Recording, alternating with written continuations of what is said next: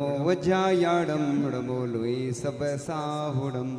चलते फिरते तीर्थ हैं हरते सब संताप। हम तो बस इतना जानते आप सरीखे आप। हम तो बस इतना जानते आप सरीखे आप। कुंडलपुर के बड़े बाबा की, मूल नायक श्री पार्श्वनाथ भगवान की, परम पूज्य आचार्य भगवान गुरुदेव शिक्षवर विद्यासागर जी महामुनिराज की, परम पूज्य आचार्य शिक्षवर समय सागर जी महामुनिराज की, सिद्ध चक्र महामंडल विधान की, परम पूज्य मुनि श्री विमल सावर जी महाराज की, परम पूज्य मुनि श्री अनंत साई धर्म साई भाव साई महाराज की, परम पूज्य मुनि श्री विमल सागर जी अनंत साई धर्म सागर जी आदि समस्त 3 कम 9 करोड़ मुनिराजों की आज का यह पावन प्रसंग कि सिद्धों की आराधना करने का दुनिया का सर्वश्रेष्ठ अवसर आप लोगों को प्राप्त हो रहा है।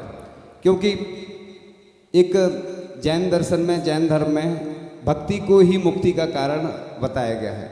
बड़े बड़े आचार्य महाराजों ने भी भक्ति की और भी ऐसे बहुत सारे भक्तों के उदाहरण मिलते हैं कि उन्होंने जब भक्ति की तो उसके माध्यम से अतिशय वो चमत्कार होते चले गए। तो भक्ति के माध्यम से ही अतिशय वो चमत्कार हुआ करते हैं।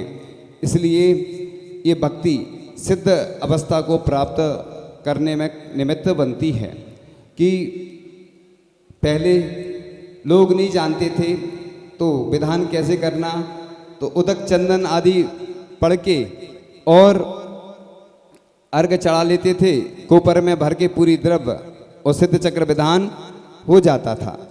लेकिन अब दिन पे दिन बहुत सारी व्यवस्थाएं बढ़ती जा रही। अब तो इतने सारे सिद्ध चक्र विधान आ गए हैं कि लोगों को अब सोचना पड़ता कौन सा करें। लेकिन लोगों को वो प्राचीन वाला ज़्यादा अच्छा लगता है। लेकिन ठीक है, जो भी रचयिता रहते हैं, जो लिखते हैं, तो अपन को वो भी करने का प्रयास करना चाहिए। इसलिए अब तो बहुत सुविधा हो गई है, तो इसलिए पहले तो परिवार के लोग करते थे, बस समाज उसमें शामिल नहीं हो पाती थी। ऐसे कई जगह जब विधान हुए तो परिवार ने तो पुण्यार्जन किया ही, पूरी समाज ने, जैसे इंदौर में उदयनगर में हुआ था तो उसकी कैपेसिटी कम थी, कम तो नहीं थी, कैपेसिटी तो ज़्यादा थी मतलब, लेकिन उसने जो सोचा था वो कम था उसका बजट। लेकिन बढ़ते बढ़ते बढ़ते इतना हो गया कि डबल हो गया। तो लोग क्या है, पाप के कार्य में नहीं सोचते। हम देखते हैं मना करना पड़ता लोगों को, ये क्यों कर रहे हो, नहीं नहीं हमें अच्छा लगता है, पंच कल्याणक होते, विधान होते, तो खर्चे में आदमी को मजा आता है। हम हमेशा बोला करते ना, जब भी कोई कार्यक्रम होता है ना तो पहले क्या होती है, चर्चा, फिर निकलता है पर्चा, फिर होता है खर्चा, फिर होती है अर्चा, फिर होती है जब काम अच्छा हो जाता है दुनिया में चर्चा, है ना। तो ये हर चीज के साथ होता है। लोग कंजूसी तो करते हैं क्योंकि आदत पुरानी है। बुंदेलखंड में बोलते बानिया कंजूस होते हैं, तो वो क्या आदत है। कमेटी में भी होते हैं कुछ लोग, समाज में होते, देश दुनिया में। जब भी बात आती ना दान की तो बस धीरे से खिसक जाते हैं कई लोग। हम तो कहते हैं कि ये जो दान होता है ना, सौभाग्य जगाने वाला होता है। महाभाग्यशाली व्यक्ति होते हैं कि ऐसे अवसर जिनको, इसलिए तो ये सब करना पड़ता है। पहले बोलना पड़ता है, फिर उनको बुलाना पड़ता है, ये सब प्रक्रिया इसलिए करनी पड़ती है, लोगों को उसी में ही आनंद आता है। तो इस प्रकार हम नहीं करते चिंता कभी इस जमाने की, हम तो पहल करते हैं सभी को जगाने की। किसी की निंदा से हम दुखी नहीं होते बंधुओं, हमें तो आदत सी हो गई है मुस्कुराने की। तो इसलिए कई लोग डरते हैं ना कि कैसे क्या होगा। तो एक छोटा सा बच्चा था, सड़क पे पेड़ गिर गया था तो हटाने की कोशिश में लगा हुआ था। लोग आ रहे थे, उसको देखते हुए निकलते चले जा रहे थे। एक आदमी ने सोचा, व्यक्ति ने कार से जा रहा था कि चलो इसका सहयोग करते हैं।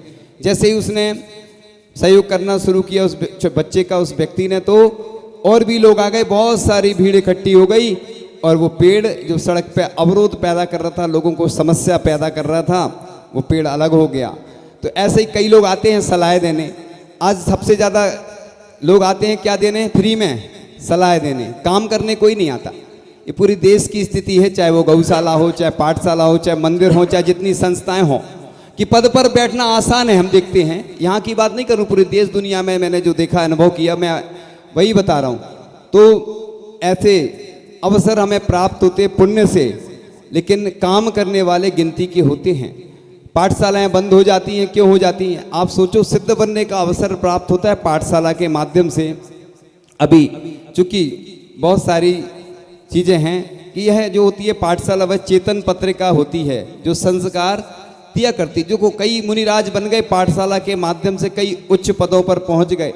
लोग पाठशाला को ऐसी समझते हैं ये तो बच्चों का काम है, और जहां देश दुनिया में अगर पाठशाला नहीं चल रही है, बच्चों की तो चलती हैं, बड़ों की भी पाठशाला होना चाहिए।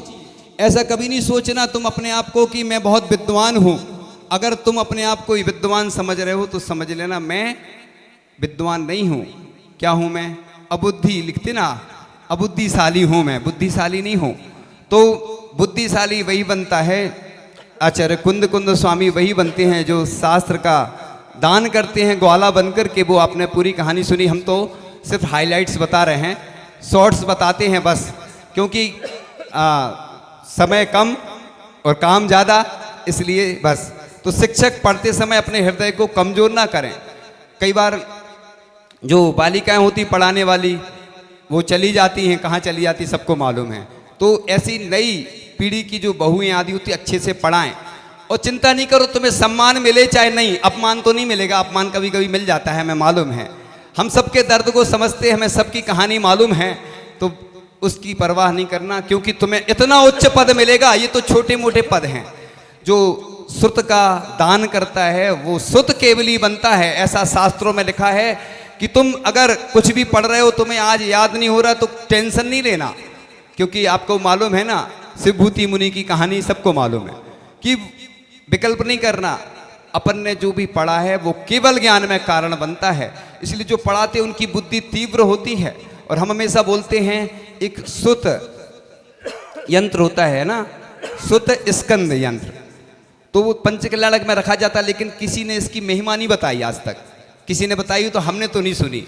ये सुत ज्ञान का यानी वृक्ष रहता है, उसका अभिषेक करके बच्चों को तो लगाना चाहिए, सबको कंधों तक लगाना चाहिए। उससे क्या होता है, बुद्धि अच्छी होती है, क्योंकि सुत ज्ञान है उसका। पहले ग्रंथ उपलब्ध नहीं रहते थे, कांच में लोग कर लेते थे अभिषेक, कांच में ऐसा शास्त्र रख के पहले का सिस्टम वो था। लेकिन लोगों को अभी भी कई लोगों को जानकारी नहीं रहती। तो ऐसे पाठशाला के बारे में कुछ चर्चा करेंगे कि पाठशालाएं सदाचार की फैक्ट्री हैं। पाठशाला में जीवन जीने की कला सिखाई जाती है, कठिनाइयों का सामना करने की शिक्षा दी जाती है। कई लोग सोचते हैं कि अरे पाठशाला भेजेंगे तो बच्चे ज़्यादा संस्कारवान हो गए तो गड़बड़ हो जाएगा। आचार्य श्री ने प्रतिभा स्थली के लिए प्रेरणा, आशीर्वाद, मार्गदर्शन दिया था। तो एक बार आचार्य श्री से हमने कहा था कि आचार्य श्री आपने ये प्रतिभा स्थली खोली थी बच्चों के लिए, संस्कार करने देने के लिए, बालिकाओं के लिए, लेकिन उनके माता पिता भी उनके साथ साथ संस्कारित होते हैं। ऐसे ही बच्चों को पाठशाला जरूर भेजना चाहिए। क्यों भेजना चाहिए? क्योंकि बच्चे क्या होता है ना, पाठशाला क्यों नहीं जाते हैं? अपन जो पुराने ढर्रे से पढ़ाते हैं उनको, और पुरानी शिक्षिकाएं पढ़ाती हैं तो वो पुराने जमाने के हिसाब से पढ़ाती। आजकल एडवांस टेक्नोलॉजी आ चुकी है, लोगों के घर बदल गए, दुकान बदल गई, मकान बदल गए, अच्छी कारें आ गई, मोबाइल भी अच्छे आ गए, अच्छी अच्छी कंपनी के, हर महीने चेंज होते हैं। कई लोगों के तो हर सप्ताह चेंज होते होंगे, साल में चेंज होते हैं, है ना। पिछी परिवर्तन समारोह होता ना, जैसे ऐसे लोगों के उपकरण परिवर्तन होते रहते हैं बिना समारोह के, है ना। तो क्या होता है, लोग ऐसी चीज़ों में लोगों को बहुत आनंद आता है, लेकिन धार्मिक चीज़ों में लोग कंजूसी करते हैं, घिनापन दिखाते हैं। हमें मालूम है कि जब भी बात कहो किसी से तो वो नाक से कोड़ता है, धीरे से खिसक जाता है, बात नहीं मानते, क्योंकि वो समझते हैं कि अरे पैसा ये खर्च हो जाएगा तो आने वाला नहीं है। इसके बारे में हमने पहले कई बार बताया, वो नहीं बताएंगे। तो यहाँ पर कठिनाइयों का सामना करने की शिक्षा दी जाती है। रहन सहन, वस्त्र, रात्रि भोजन त्याग आदि सिखाया जाता है, क्योंकि मूलाचार में भट्टेकर स्वामी जी ने बहुत अच्छी गाथा दी है। कदम चरे कदम चिट्ठे, कदमा से कदम से, कदम भासे जय भुंजे जय, कदम पावना बजदी।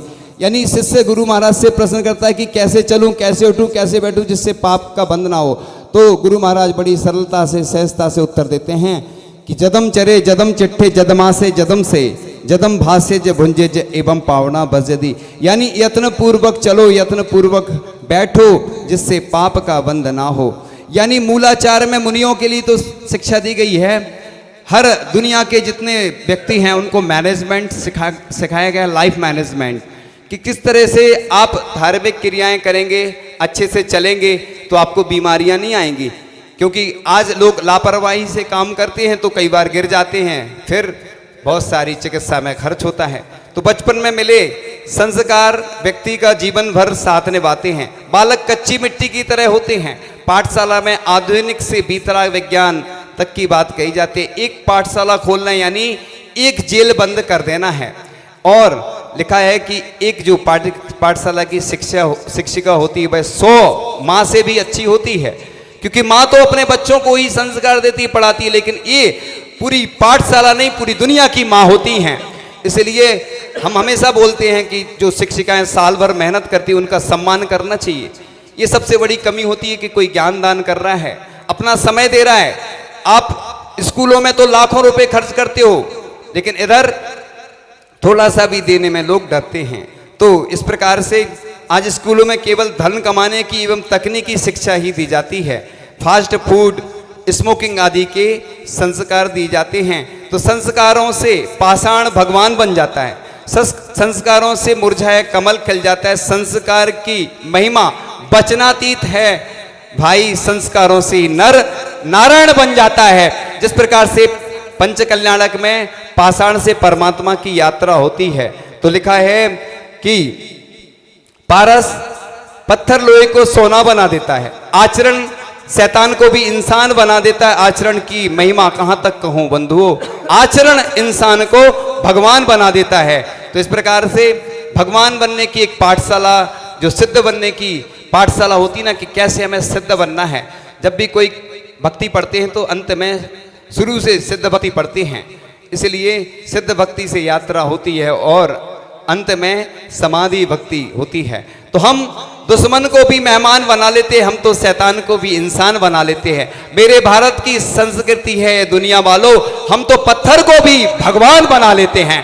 तो इस प्रकार से सिद्ध चक्र की महिमा तो बताऊंगा। अब देखो, बच्चों को तो संस्कार देना है, वृद्धों को भी देना है।